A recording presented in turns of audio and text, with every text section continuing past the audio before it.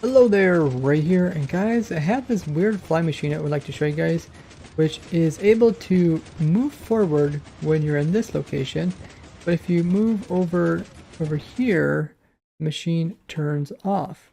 You can kind of see how it works. There's a minecart touching a detector rail, and if the minecart moves, then the machine no longer runs. A while back, Pi314 made a similar flying machine where we had a minecart and a player would be able to hop in it and move back and forth and start as well as stop the flying machine. It's pretty large, but why would you even want to have a minecart and rails on a flying machine? It's because it's one of the only ways you can get an entity to interact with a flying machine to stop it. If you look in the redstone component on the creative menu, there is quite a few different redstone components, but very few of them can actually interact with entities. And ones that can are like tripwires or like pressure plates, which cannot actually be moved with fly machines.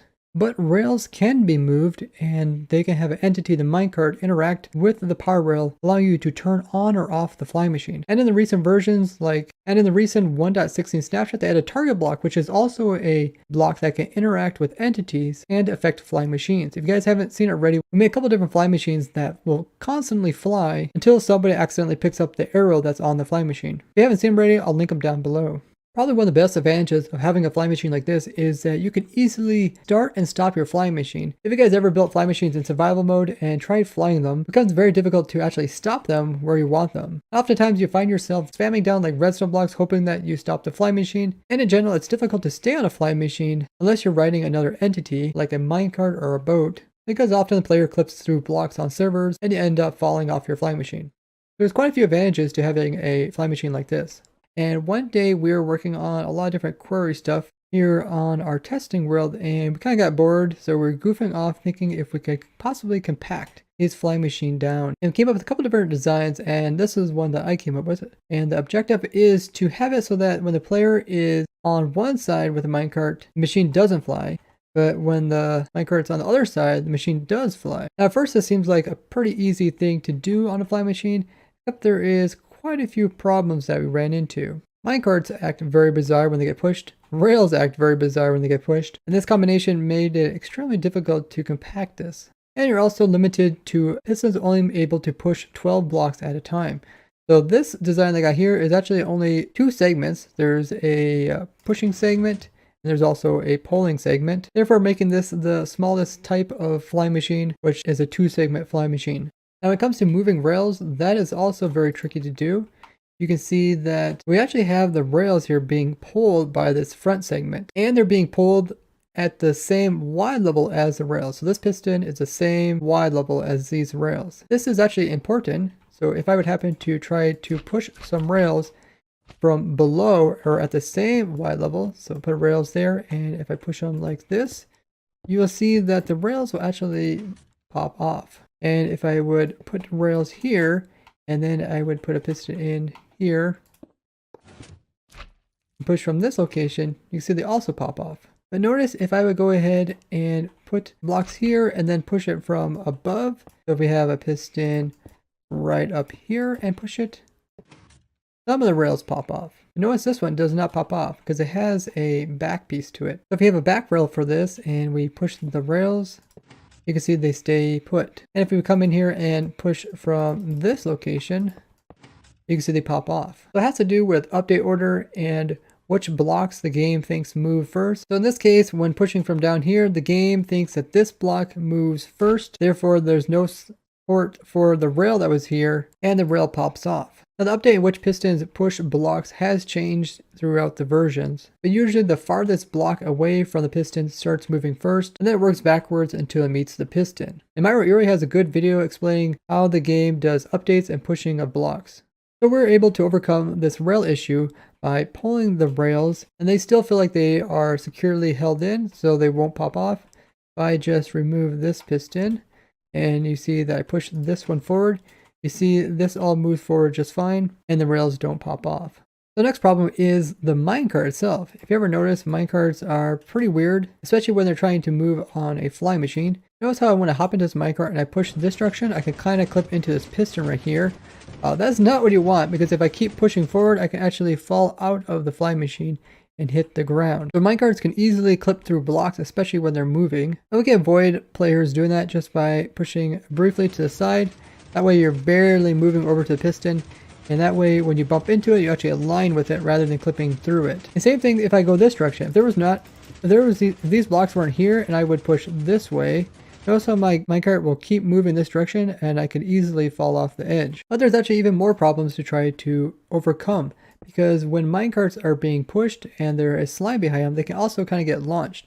Another weird thing that occurs in this version is rails actually can change direction when moved. So if I power this, notice how this rail was sideways and now it's pointing straight with it. If I have a minecart on this and then power it, you see the minecart gets launched off the edge. Notice when the rail is turned sideways and I power it, the minecart doesn't get launched forward, but instead gets launched off to this side.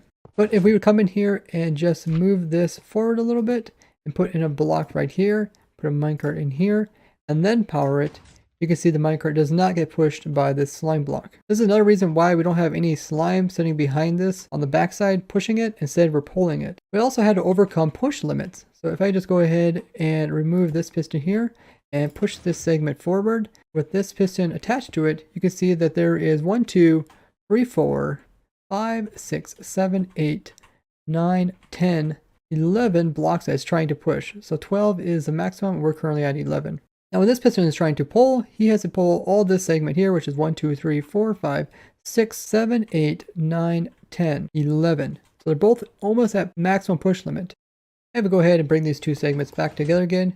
You can see it is very compact, being a 4x4, only 2 blocks tall. And we have terracotta on this side just so that it can move forward without sticking to any other slime pieces. Now though this looks really small, there's actually other ways to overcome the problem. And smoking in with this design here, instead of having it so when the minecart is over top of the detector rail, it starts it, he has it so that when it's on top of it, it turns it off. This has some advantages, as when the minecart is over here, the machine is just going to fly like a normal flying machine, where it's constantly going forward, and only when the player actually moves the minecart over here closer to the piston is it going to stop. And this is done because the detector rail is now powering this piston, so it's unable to pull the segment forward. The disadvantage to this design is that if you don't have any minecart in the system altogether, the machine is just going to keep going on and flying, where my design only goes forward if there is a minecart in the system.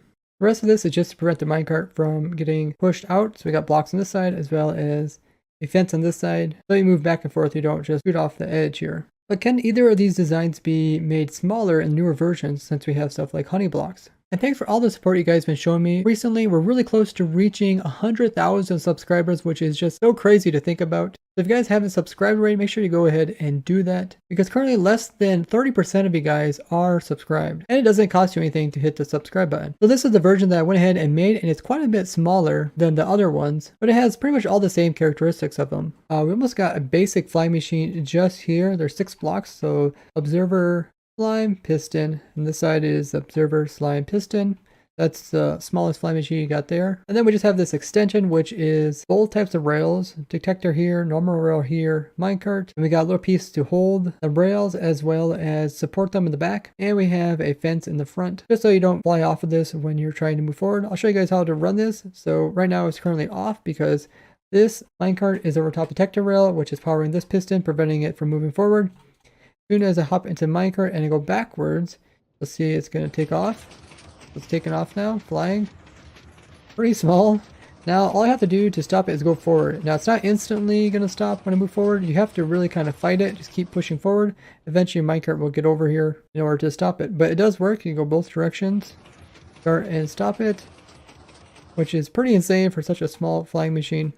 And you really don't need any honey blocks as well. You could do this in older versions, or you can actually put a honey block right here and it'll work exactly the same. But you can't put rails on top of honey blocks, so they aren't useful in that sort of situation. I'd love to hear you guys' thoughts on this flying machine, and if you have any suggestions on how this could be used in other flying machines. If you'd like to see more simple machines and farms like this for your survival world, I have a whole playlist you guys can binge watch, which you can find linked below. Don't forget to go ahead and share this with other Minecrafters so they can learn about cool uses for flying machines, as well as leave a like on the video. I'd like to thank you guys for watching. I'll see you guys in the next one. Bye bye!